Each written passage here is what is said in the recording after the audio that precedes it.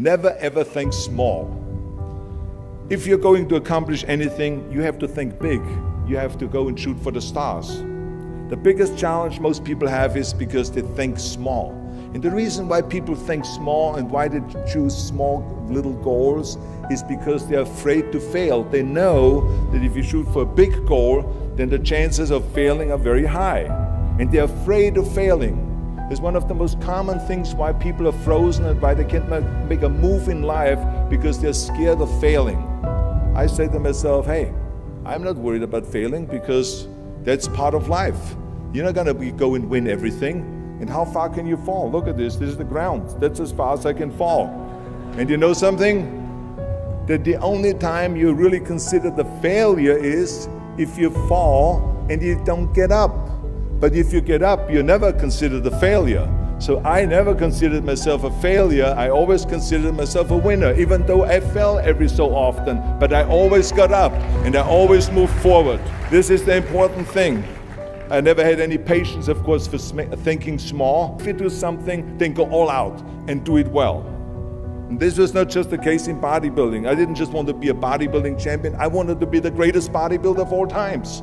I wanted to have the most muscle, the most muscle of all times, the most definition. I wanted to win the most trophies, the most world championship titles. I just wanted to be the best. And the same is also in movies. I didn't just think about being in movies. No, I wanted to be a movie star. I wanted to have above the title billing. I wanted to become the highest paid entertainer. I basically wanted to be another John Wayne. What's wrong with that?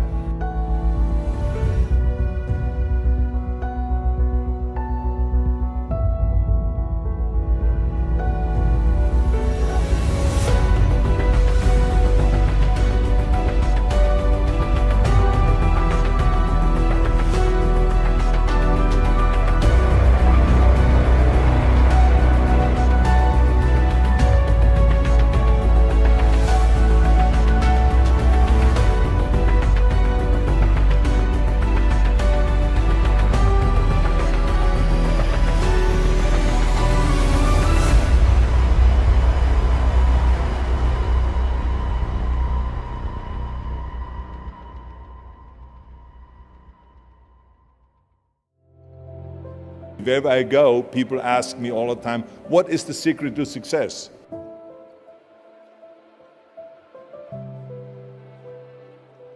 I think I can give you the long version here.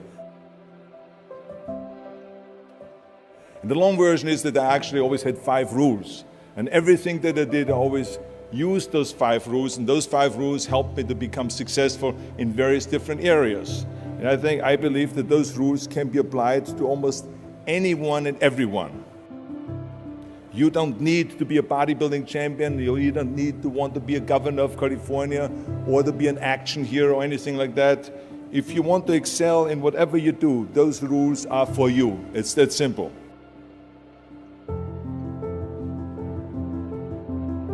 I think that we all here like to be successful and we are driven. So that's why those rules apply to you. So my first rule is find your vision and follow it. You see, I think it's the most important thing that we have a very clear vision of where we go. A goal, where do we go? Because you can have the best ship in the world.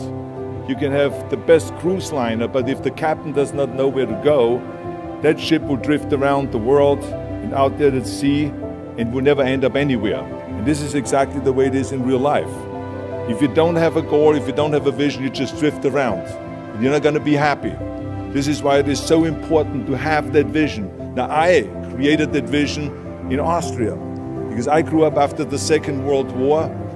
The problem was that everyone was so depressed because they lost the war that there was alcoholism everywhere. There was, of course, depression. There was a terrible economic situation. There was famine. There was starvation and all of those things. And also it was kind of a little place and narrow. I felt I wanted to get out of there. I wanted to escape. And I couldn't see myself really to work there and to stay there, to work in a factory or to work on a farm, or to even to follow my father's footsteps and to become a police officer. I couldn't see that either. As a matter of fact, that's what my parents wanted me to do. But that's not what I saw. This was the vision of my parents, but not mine. And luckily, one day in school, I watched a documentary about America. And I found myself, I knew exactly that is where I wanted to end up. I wanted to be in America. Everything that I saw in the documentary, I just loved. Everything was so big. I remember the tall skyscrapers, the monstrous bridges, the giant freeways filled with beautiful cars, the huge jetliners, movie stars, Muscle Beach, and all of those things. I could not wait to get there. The question was just, how do I get there? How do I get to America? I mean, this was not a common thing to do way back in the 50s. No one had the money to travel or anything. But one day I was fortunate enough to see a magazine. And that magazine showed me the path to America. And it was a bodybuilding magazine. And on the cover was this very muscular guy that was standing there like Hercules with a Hercules outfit. His name was Reg Park. This Reg Park was on that cover, and I remember the cover said, Mr. Universe becomes Hercules star. I read the article as fast as I could, learning about how he grew up in Leeds in England, poor, and how he trained 5 hours a day, every single day, and trained and trained and trained and lifted weights, and then he finally became Mr. Great Britain. And then he became Mr. Universe. And then he won a second Mr. Universe title and a third Mr. Universe title, and then all of a sudden he landed in Rome in Cinecittà doing Hercules movies. And there he made millions of dollars, and this money he took and bought himself a gymnasium chain in South Africa, and he became a successful gymnasium owner. And as I read, I became more and more certain about my own future. As I read this story, I was so excited, so interested. I knew exactly that I wanted to become another Reg Park. I know he laid out the blueprint for my life, basically. I could see myself, I could visualize myself clearly to be a champion on that same stage where he won the Mr. Universe, and then to move to America, then get into movies, and then become rich and famous. I had that vision very clearly laid out. I was so happy that I knew exactly where I was going. From that moment on, everything that I did, no matter how hard I had to work or how much I had to struggle, it didn't matter. It was a wonderful joyride because I knew what the purpose was and I found my passion. The simple truth is, if you don't have a vision, if you don't have a goal, if you don't see your future laid out in front of you, you're just floating around without a purpose. And I think that the numbers speak for themselves. This is why so many people around the world are unhappy with their jobs. I mean, in America, 74% of the people hate their job and would like to change jobs. But think about that. That means that only a quarter of the Americans love their life's work. I mean, that is a very depressing statistic. I always smiled when I worked, no matter how hard I worked. I always had a great time, no matter what I did. It didn't matter if it was in bodybuilding, or if it was in the movies, or if it was as governor. I remember in the pumping iron days, people ask me in the gym all the time, why are you smiling all the time? Why are you so happy? You have to lift 50 tons of weights. You have to train 5 hours a day. I mean, I look at the other bodybuilders' faces and lifters' faces, and they look kind of depressing. They look sour. They're miserable that they have to lift weights. You don't look miserable, you look happy. And I tell them always, I say, I smile because I know exactly that every rep that I do, that every set that I do, every weight that I lift, I get one step closer to turning that vision of mine into reality and becoming that Mr. Universe. I could not wait to lift another 500 pounds in the squats. I could not wait to do another 1,000 sit-ups. I could not wait to do bench press and more curls until I couldn't move my arms anymore. Because I knew that every rep got me closer to standing on that stage as a champion. As a matter of fact, when I lifted weights, I didn't really feel like I was lifting weights. I felt like I was lifting a trophy over my head each time I lifted. And to have all those bodybuilders around me and thousands of people screaming.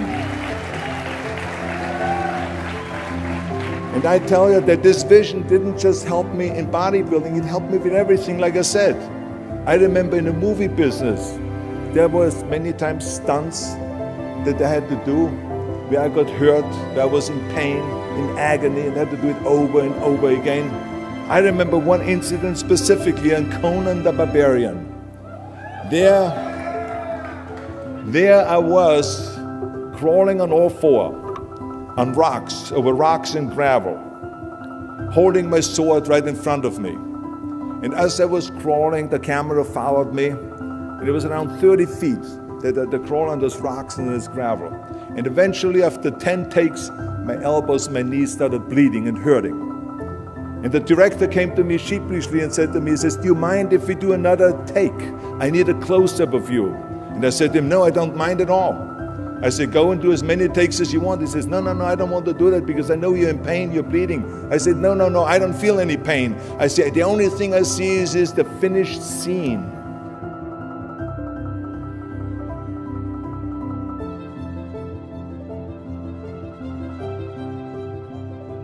This is why I did not feel that pain. I did not care if I was bleeding on my knees because I know that pain is temporary, but the film is permanent. And I explained that to the director, so this is why I try to tell you, always discover your vision, and the rest will follow.